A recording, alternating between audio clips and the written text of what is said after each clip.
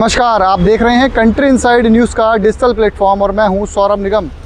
कल बिहार के बांकीपुर में जो सबसे हॉट सीट है विधानसभा की, उसका उपचुनाव पूरा हो गया। 3 अगस्त को उसके रिजल्ट आ रहे हैं। उसके पहले ये जान लेना जरूरी है कि प्रशांत किशोर की परीक्षा और बीजेपी के लिए प्रतिष्ठा का सवाल क्यों बन गई बांकीपुर विधानसभा की ये सीट।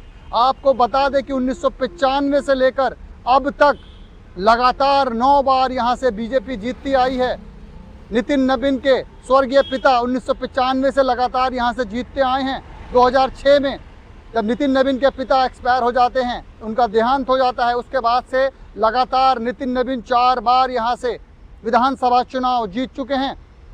जब से नितिन नबीन राष्ट्रीय अध्यक्ष बने हैं बीजेपी के, उसके बाद से एक सीट खाली हो जाती है। और बांकीपुर सीट से जिस तरह से प्रशांत किशोर ने अपनी पार्टी के चुनाव चिन्ह से चुनाव लड़ने का ऐलान किया था, उसके बाद से बीजेपी ने अपना उम्मीदवार तक बदलना पड़ा।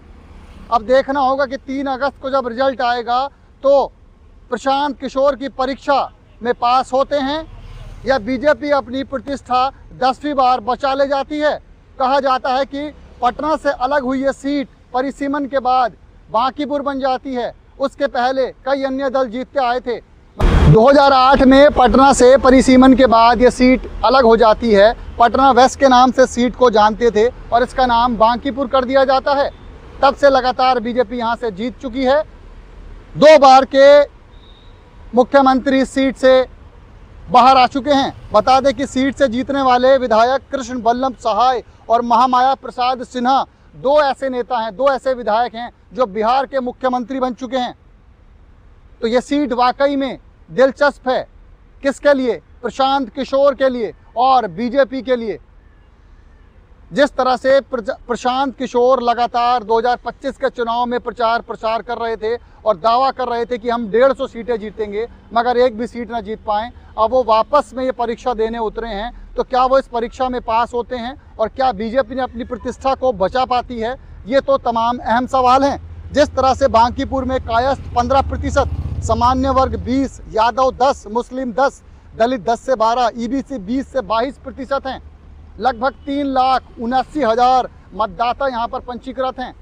उम्मीद जताई जा रही थी कि उपचुनाव में 60% वोटिंग होगी, मगर इसके उलट केवल 34% वोटिंग हुई है। उसका बड़ा कारण है कि जो लोग रोजगार के लिए बाहर प्रदेश में जाते हैं, जो लोग पढ़ने बाहर जाते हैं युवा, वो लोग इस वोटिंग में दिलचस्पी नहीं दिखाया उन्होंने, इसीलिए 34% वोटिंग हुई है कल बांकीपुर के उपचुनाव में। मगर कायस्थ और यादव का समीकरण वाकई में बीजेपी का खेल बनाता आया है। प्रशांत किशोर जब इस सीट से चुनाव लड़ रहे हैं, कल चुनाव संपन्न हो गए हैं, तो आने वाले 3 अगस्त को प्रशांत किशोर और बीजेपी के लिए परीक्षा और प्रतिष्ठा दोनों अटकी हुई है। अब देखना होगा कि 3 अगस्त को जब नतीजे आते हैं तो प्रशांत किशोर इस परीक्षा में सफल होते हैं या विफल। तमाम बड़े रणनीतिकार रह चुके हैं, कई पार्टियों के लिए, कई नेताओं के लिए रणनीति बनाते थे, तो क्या अपने लिए प्रशांत किशोर कोई रणनीति बना पाए कल हुए चुनाव में? और आने वाले 3 अगस्त चुनाव में, 3 अगस्त को जो नतीजे आएंगे उसमें क्या कुछ कमाल कर पाते हैं या बीजेपी वाकई में अपनी प्रतिष्ठा बचा पाती है, 10वीं बार यहाँ से लगातार 1995 के बाद से जीत दर्ज करा पाती है? ये बड़े सवाल होंगे। ऐसी तमाम खबरों को देखने के लिए आप देखते रहिए कंट्री इनसाइड न्यूज़ का डिजिटल प्लेटफॉर्म। अपनी सहयोगी प्रियंका के साथ सौरभ निगम।